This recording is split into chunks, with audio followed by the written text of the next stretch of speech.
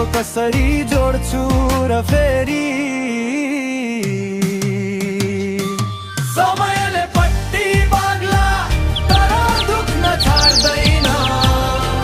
च्यातिएको ठाउँमा सधैँ पीडा बाँच्दै जान्छ। चिच्याएर बोलेको शब्द फिर्ता हुन्न कहिले। भर्दा भुङ्ग हुन्छ सम्बन्ध एकै वाक्यले।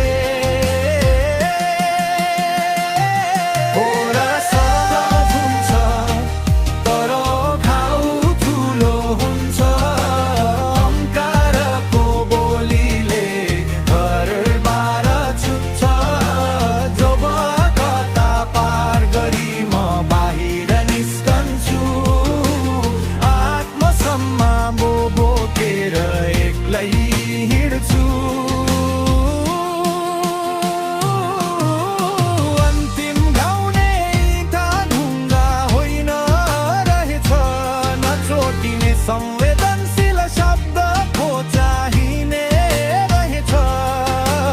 सम्बन्धमा सबैभन्दा ठुलो सगता खोज्नु अघि एकछिन मनलाई सोध्नु पो रहेछ।